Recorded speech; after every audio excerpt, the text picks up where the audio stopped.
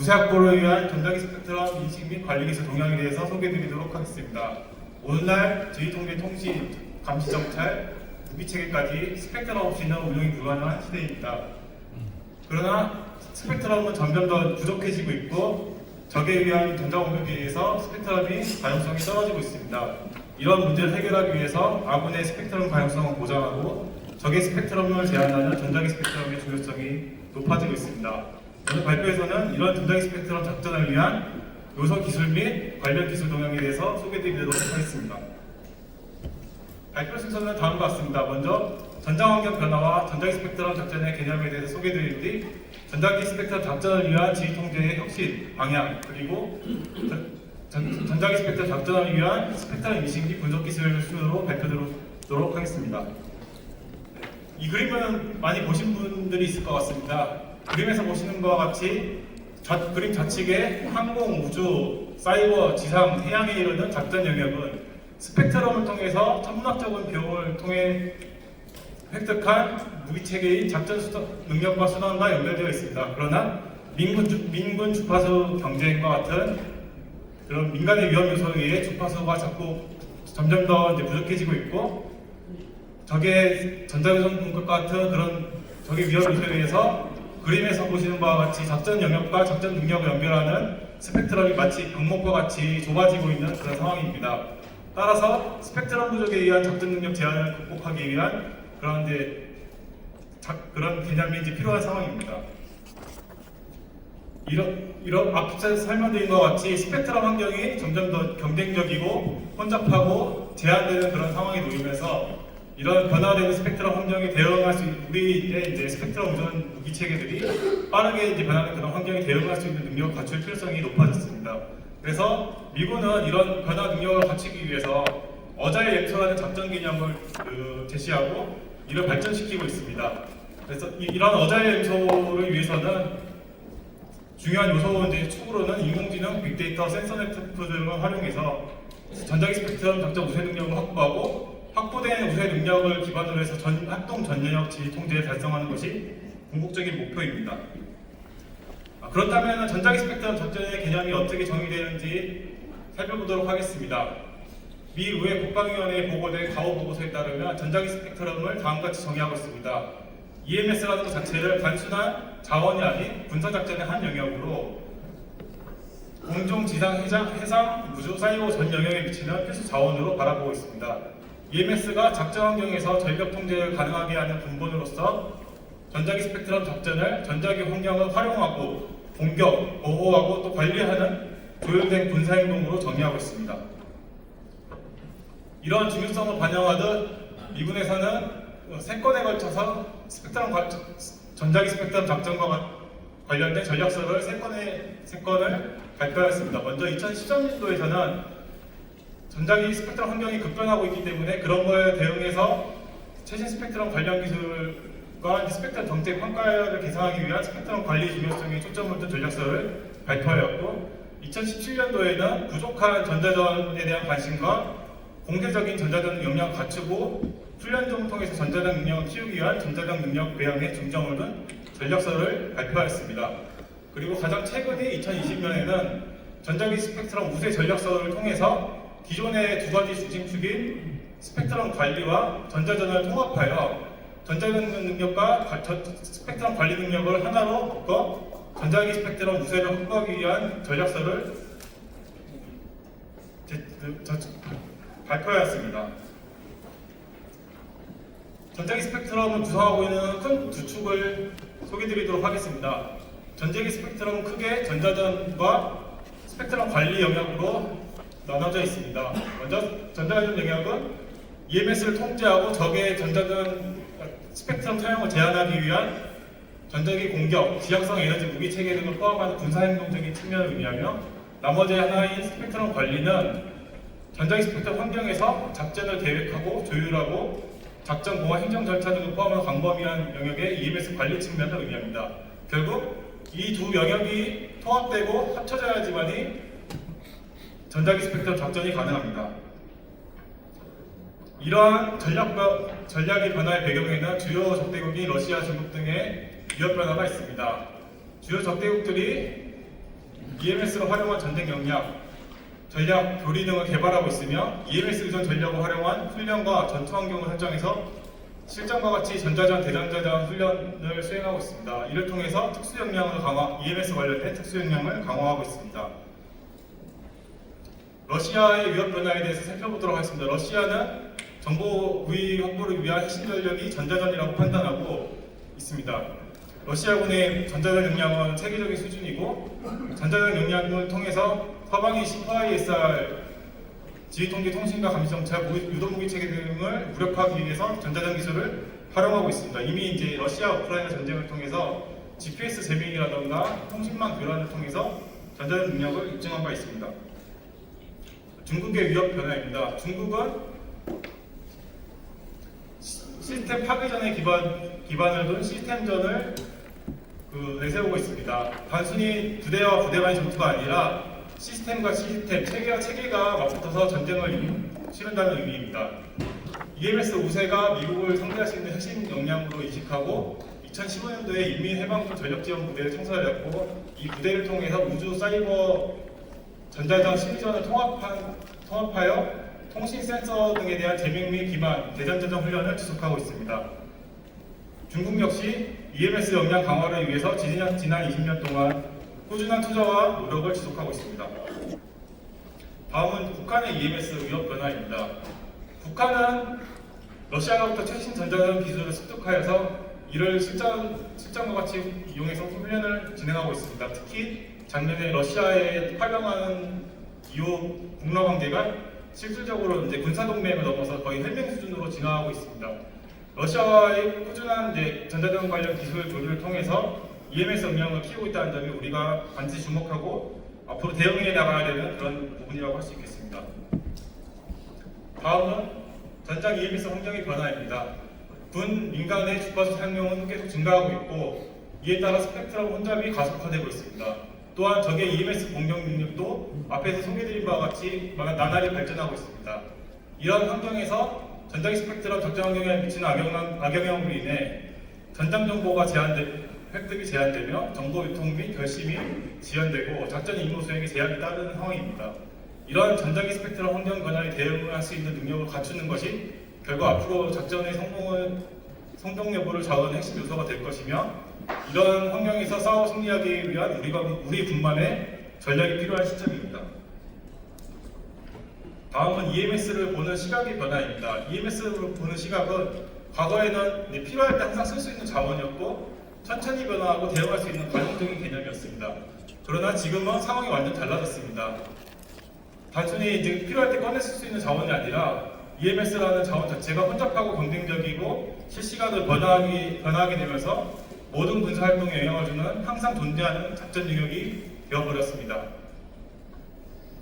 이러한 작전 환경, 전장의 스펙트럼 환경 변화에 맞춰 지휘 결심의 구조도 변화해야 됩니다. 과거에는 중간 집중형 지휘 통제 구조로 미정의된 통신 구조에 종속된 형태의 지휘 통제 구조를 따랐습니다. 이런 구조에서는 센서에서부터 커맨더까지 이어지는 통신 링크의 일부 구간이 단선이 되면 제명이나 기만 등을 이용해서 링크가 단절이 되면 작전의 지속성을 유지하기 어려운 그런 구조였습니다. 반면에 미래에서 사용될 분산형 지휘 결심 구조는 모자이크 월페어를 지향하며 통신 가용성에 기반을 둔 유연한 형태의 지휘 통제로 전투 상황에서 그 상황에 맞게 지휘 통제 통신을 수립함으로써 일부 구간이 통신 링크가 단절되더라도 다른 노드가 대체제 역할을 할 수 있도록 그런 유연한 형태의 통신 네트워크를 구성할 수 있게 되겠습니다. 결국 분산형 지휘 결심 구조가 혼잡하고 불확실한 전자기 스펙트럼 환경에서 작전의 끈을 놓지 않게 해주는 핵심 개념이라고 볼 수 있게 되겠습니다. 다음으로 지휘 통제의 변화입니다. 대한민국 인구가 꾸준히 감소하고 있습니다. 또한 대한민국의 병력 또한 꾸준히 감소하고 있습니다. 이러한 변화에 따라 인력 중심의 병력 운용이 어려워지고 있는 상황이고 지휘 통제도 이에 따라 변해야 됩니다. 지휘관이 명령하고 기계가 보조를 받아 통제하는 유무인 복합 체계 멈추기를 위한 새로운 형태의 지휘 통제 구조를 가져가야 하는 시점입니다. 하지만 이런 멈티를 이제 성공적으로 실행하기 위해서는 기계와 사람 간의 원활한 정보 교환이 이루어져야 됩니다. 특히나 이제 센서들이 많이 이제 사용될 거기 때문에 그런 통신을 유지하려면 각 이제 그 정보를 교환하는 그런 스펙트럼에 대한 가용성을 보장하는 것이 매우 중요하며, 이를 위해서는 그 스펙트럼 상시 그 센싱하고 그 센싱에서 환경 인식한 정보를 유통하고 그 유통된 정보를 융합해서 간섭 상황이 있는지 또는 적의 악의적인 공격이 있는지 여부에 대한 그런 융합 분석과 그런 간섭 환경에서 어떻게 그 간섭 문제를 스펙트럼을 재지정하거나 우회해서 회피할 수 있는지 관리할 수 있는지 그런 것들에 대한 기술이 굉장히 중요합니다.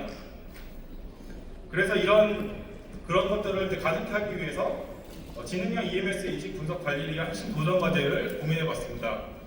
먼저 첫 번째는 EMS 환경 인식입니다.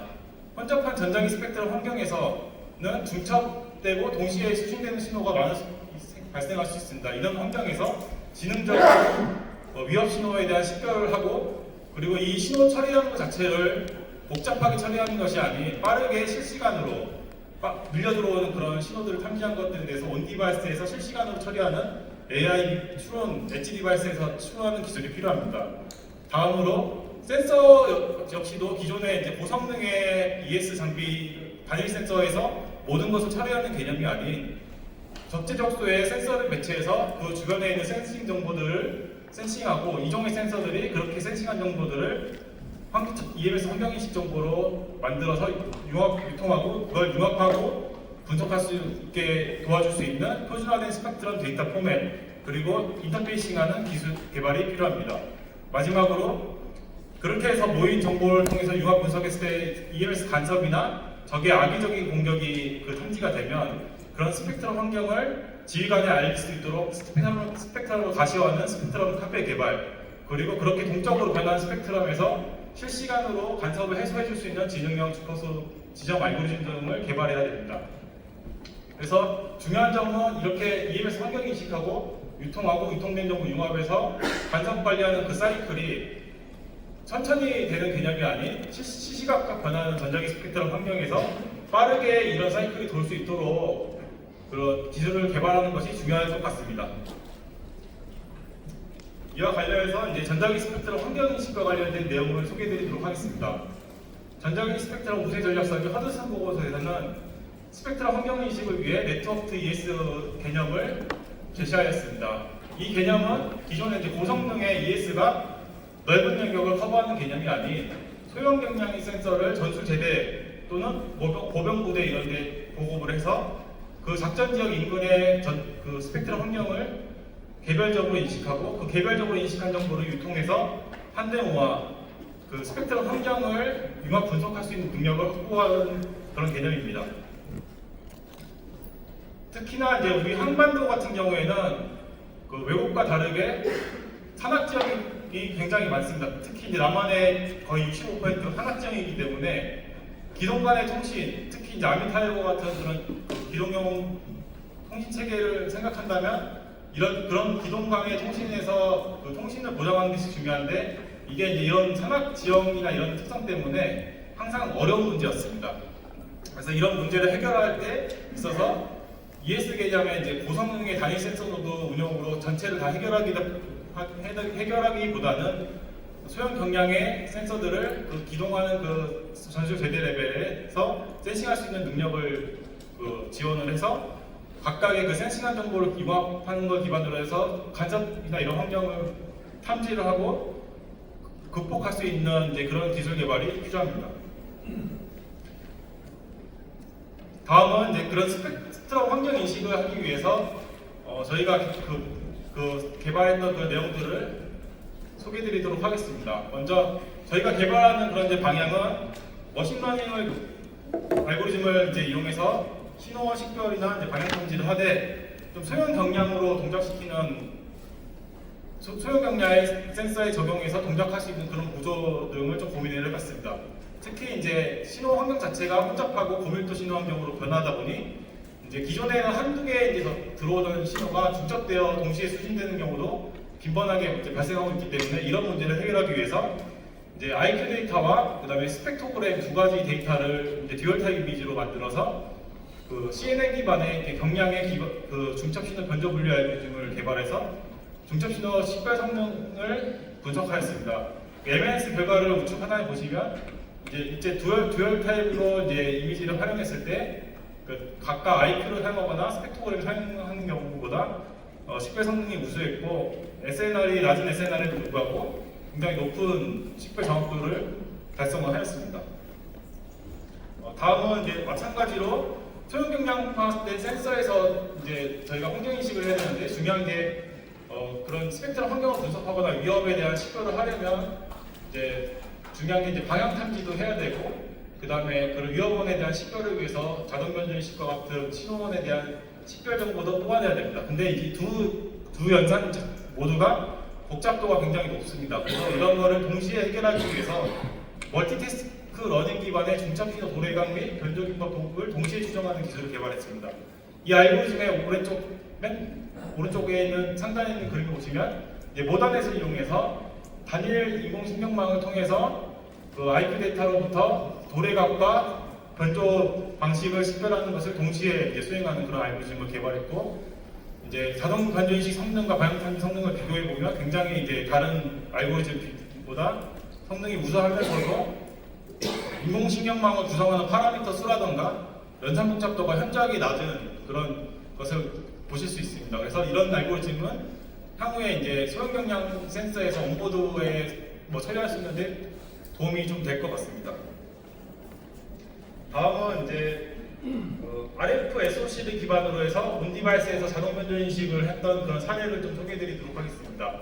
그래서 FPGA라던가 아까 말했던 그런 MPU 같은 걸 이용해서 실시간으로 처리하기 위한 그 노력을 이제 그런 칩 만드는 회사들에서 많이 이제 그 노력을 하고 있는데, 그 중에 한 예인 이제 인텔의 RF SoC에서 한 번에 이제 처리했던 부분들을 좀 소개해드리도록 하겠습니다. 먼저 신호로 수신하고 하게 되면은 일단 IQ 데이터가 이제를 통해서 신호를 탐지하고 그 탐지된 데이터를 이제 가공해서 그 머신러닝을 통해서 그 인공신경망을 통해서 식별을 해야 되는데, 기존에 이제 CPU와 GPU가 개입되는 그런 구조에서는 IQ 데이터의 그 대역폭이 이제 많은 경우 데이터를 올리고 메모리 상주시키고 그 다음에 인공신경망으로 데이터가 왔다 갔다 하는 그런 병목에 의해서 실제 초당 수회 정도밖에 식별을 할 수가 없었습니다. 근데 그런 이제 문제를 극복하기 위해서 FPGA 내부에다가 인공신경망을 구현하고 외부 인터페이싱 없이 바로 IQ 데이터 받은 거를 가지고 신호를 식별할 수 있는 그런 이제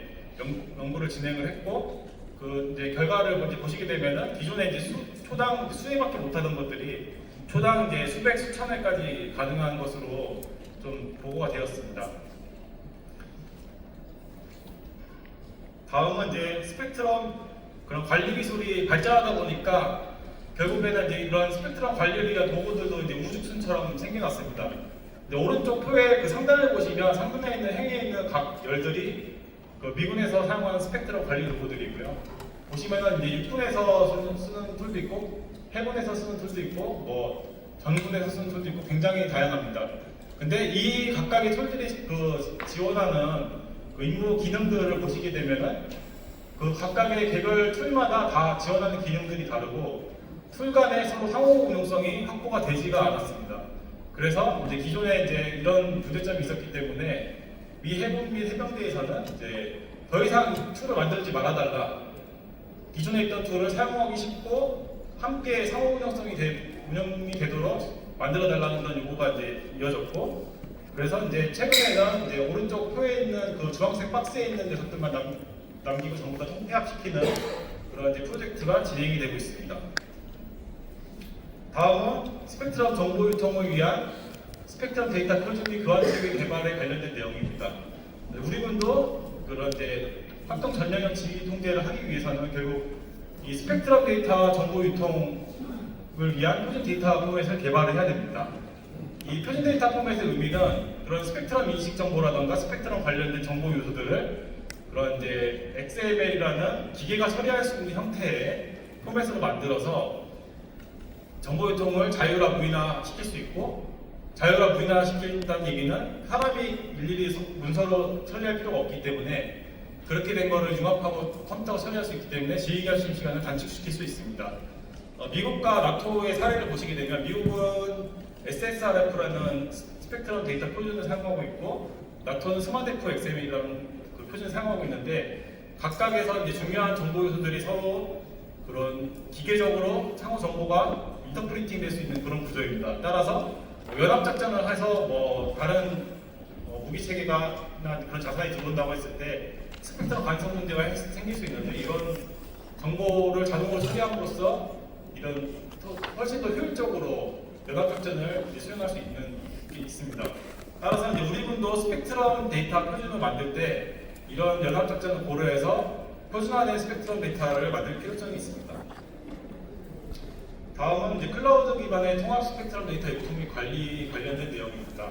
앞서 설명드린 바와 같이 스펙트럼 환경 인식 정보를 SSRF라는 그런 이제 스펙트럼 데이터 포맷으로 변환해서 유통을 하고 이렇게 유통된 정보를 한데 모아서 융합 분석을 하기 위한 이제 도구로 그 합동 스펙트럼 데이터 레포지터리, 스펙트럼 데이터 저장소를 구축해서 운영하고 있습니다. 그래서 이제 이 스펙트럼 데이터 레포지터리에는 굉장히 다양한 스펙트럼 관련된 정보의 접근을 제공하고 그 다음에 스펙트럼 관련된 비밀 등급까지 포함된 그런 정보를 다루고 있다고 이제 보고되고 있습니다. 중요한 점은 이 합동 저장소에 접근하는 이제 스펙트럼 관리 도구가 있을 때 그 스펙트럼 관리 도구가 이 스펙트럼 저장소와 데이터를 주고받을 수 있게 표준화되어 있는 그런 포맷을 갖추고 있고 자동화된 그런 기능을 지원한다는 점입니다. 다음은 스펙트럼 간섭 관리 관련된 내용입니다. 먼저 스펙트럼 간섭 관리를 하려면 스펙트럼 환경이 어떤지를 지휘관에게 잘 가시화해줘야 됩니다. 같은 정보 요소에도 어떻게 표현하느냐에 따라서 지휘관이 그것을 보고서 이해하는 정도와 지휘 결심을 할 수 있는 속도가 달라질 수 있습니다. 스펙트럼 환경을 가시화할 때 오른쪽에 있는 이제 그 등산로 지도처럼 누구나 쉽게 직관적으로 어디로 가야 될지를 알 수 있도록 가시화하는 것이 중요하다고 할 수 있습니다. 이러한 이제 목표와 부합되게 미군에서는 이제 육군에서 활용하기 위해 EWPMT라는 그런 이제 스펙트럼 관리 및 전자전을 위한 그런 관리 도구를 개발을 하였습니다. 이 관리 도구는 작전 전에는 부대의 작전 전략 및 기동 환경을 고려해서 전자전 자산 운용 및 주파수 계획을 지원하고 작전 간에는 전파 환경 수집 분석 공유를 통해서 실시간으로 주파수 환경이 어떤지를 분석해서 전자전 자산 및 주파수 관리를 지원하는 그런 기능을 합니다. 특히 이제 시각화를 굉장히 잘해서 전자기 스펙트럼 환경에서 어떤 이제 간섭 환경에 놓였는지 또 그 악의적인 공격이 어디에 있는지 이런 것들을 그 가시화해서 지휘관에게 보여줌으로써 작전 수행에 도움을 줄 수 있는 그런 실질적인 그런 툴이라고 볼 수 있게 되겠습니다. 네, 마지막으로 이제 소개해드릴 내용은 지능형 스펙트럼 지정 알고리즘입니다. 기존에는 이제 그런 전수통신망 자체가 고정되어 있는 그 TRCM 같은 걸 망해서 이제 우리 육군이 지향하는 것은 이제 기동하면서 통신하는 그런 거를 지향하고 있습니다. 그런데 문제는 이제 이렇게 기동하는 환경에서는 그런 이제 노드들의 배치라던가 이제 주파수 할당 그런 것들이 바뀌기 때문에 간섭이 이제 발생할 수 있고 이런 간섭이 발생하는 상황에서 이거를 주파수 재지정할 때 빠르게 이제 재지정해서 간섭 문제를 해결을 해야 됩니다. 근데 기존의 이제 문제는 이 노드 수가 많을 때 이제 이 주파수 재지정 문제가 MT 하드이기 때문에 실시간으로 처리하기가 어려웠습니다. 그래서 이제 이거를 좀 실시간으로 처리할 수 있게 하기 위해서 이제 머신러닝 알고리즘을 이용해서 저복 작도로 이제 스펙트럼을 재지정하면서도 기존에 이제 사용했던 휴리스틱 알고리즘과는 거의 동등 이상의 성능이 나오는 그런 알고리즘들을 개발하고 있습니다. 결론 및 제언입니다. 과거에는 전자전과 스펙트럼 매니지먼트를 개별적인 그런 작전이라고 보고 보아왔습니다. 그러나 이제 전장의 EMS 환경이 급변하고 이제 그런 EMS라는 자원이 굉장히 중요해지고 있음에 따라서 이런 이제 스펙트럼 관리 측면에서는 전자전을 포함한 스펙트럼을 사용하는 모든 무기 체계가 스펙트럼 관리 대상이고 관리를 통해서 통합 운영이 돼야 된다라는 측면으로 개념이 변화하고 있습니다. 앞으로 우리 이상으로 발표를 마치도록 하겠습니다. 병장해 주셔서 감사합니다.